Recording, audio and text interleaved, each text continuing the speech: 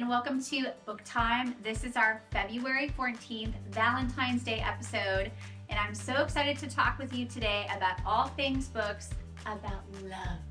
It's really close to February. We are like the last week of January, and so I want to do a TBR for the month of February. So I had my friends grab a bunch of their favorite titles and I put them on paper here. I'm going to choose 5 of them that I'm going to read for the month of February that are all about love and romance and sweetness. But another thing I wanted to do was I went and found some of my favorite quotes from books about the theme of love, and so I thought they were so pretty and they would just be nice to go over for a Valentine's Day theme. So the first one is by Oscar Wilde, and it is from the book A Woman of No Importance. And the quote is, "Who being loved is ever truly poor?" I thought that was so sweet because truly, what is it the Beatles say? If you have love, you have all you need. All you need is love. I thought that was really cool.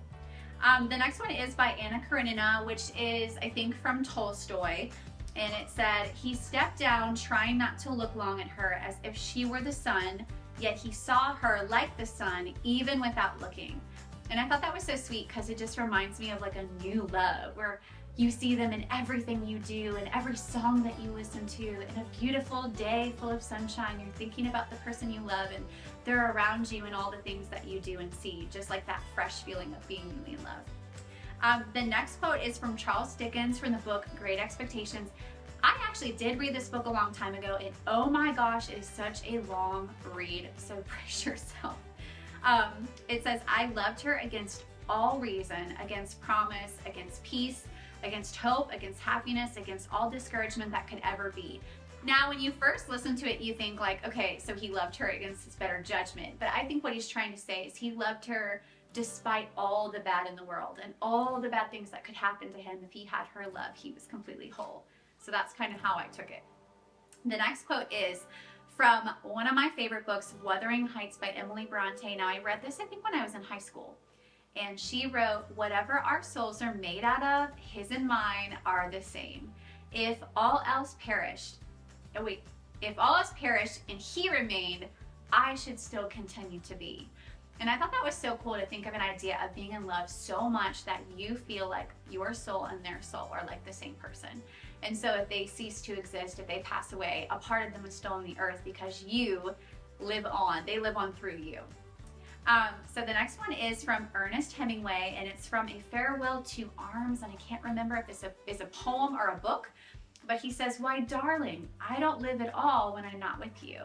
And it made me think of my family or my friends. When I get together with them, that's when I'm fully living, when I'm fully the most happy, fully alive. And I think that's what he was trying to express is like, I can be anywhere doing anything, but I'm not really living or alive or awakened until I'm with you, which I thought was really sweet. If you're a guy and you need some suggestions for sweet things to say in your Valentine's Day gift to your girlfriend, wife, fiance, these would be really good quotes. Okay, so the next one I don't even need to read because I love it so much.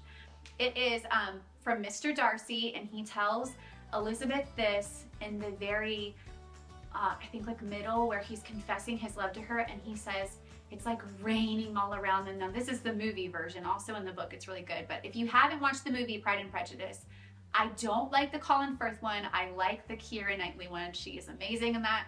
Wow, it's just the best. So he's admitting he loves her. There's rain pouring all around him, and he says, "You've bewitched me, body and soul, and I love, love, love you." And it's the powerhouse moment of the entire movie. You need to go check it out, seriously. Okay, here we go. TBR prompts. All right, so I have, I think, like 30 some in here, and I'm only gonna choose 5, and the reason being, I have so many ARCs, and if you are a bookish person, you know that ARCs is advanced reader copies, and they are like, you have to have them done in a certain time period. So I'm trying not to overload my schedule because I already have all these books I really want to read, but then I have my ARCs I need to read, so I'm just gonna choose 5. All right, let's see. The first one is Part of Your World by Abby Jimenez. I've heard this is really good, and I'm going to put a picture of it right here so you can see it. Let's see what else. I really want to get the 7-year slip, and I know it's in here. Please get it. What's this one? The Do-Over by Lynn Painter. Okay, so I recently started reading her book. It's over there, called Better Than the Movies, and it is so good. It's my first Lynn Painter book, and I just think she's really great, so I'm excited about that one. Okay, I'm trying not to cheat. Just, where's the 7-year slip? I know what you're thinking. Just read it if you want to, but I don't want to go with the prompts. I want to be fair. Things We Never Got Over by Lucy Score. I'm actually really nervous to read Lucy Score because I read her book, The Christmas Fix, and I thought that it was going to be like a Hallmark movie and it was going to be sweet and romantic and lovely. It was a little wild. So just be careful. If you pick up Lucy Score, you may not know what you're getting. All right, let's see what else is in here. My Oxford Year by Julia Whalen, maybe? Sweet. I have heard nothing about that book, so that's going to be exciting. Okay, 7-year slip. Is it? Practice Makes Perfect by Sarah Adams. Okay, so I read Sarah Adams' book, When in Rome, and she is so good. If you love a Notebook, Nicholas Sparks vibe, where it's just, you know, it's romance, but it's appropriate, it's clean, it's also just very like cherishing the other person. It's just sweet. You would really like Sarah Adams. So I have my 5 TBRs that I'm going to put up here so you can see them. And then if you need some extra inspiration for some TBRs for you for February, I will read the rest of these so you guys can just get a better idea. Okay, so Beach Read by Emily Henry. I am just recently a huge Emily Henry fan. I started reading Happy Place. I read People We Meet on Vacation, and I just think she's amazing. I love her writing, but the one thing I love about her writing the most is the banter between the characters in her books. Okay, Book Lovers by Emily Henry. The 7-Year Slip by Ashley Poston. Let's see which one this one is. Where Time Stands Still. I've actually heard, this is by Ines Perkins, and I heard my friend loved it. I think she said it was one of the best romantic books she's read, I think. Love story. The Layover by Lacey Walden. That could be a good one. And once again, I'll put all of these books up here so you can see them. Hello Stranger by Catherine Center. So my friend just recently started, I think she liked her, but she started like messaging her or something on Instagram, and I guess Catherine Center sent her a heart or a response to her message, and she was like super excited about it. So the next one is Things You Save in a Fire, also by Catherine Center. And then The Unhoneymooners by Christina Lauren. I didn't actually know that Christina, either it's Kristen Lauren or Christina Lauren, I can't remember, but it's 2 separate people, and those are their first names, I believe, and they are best friend authors, which I think is so cool. They get together, they collaborate on all of these books, and they're incredible.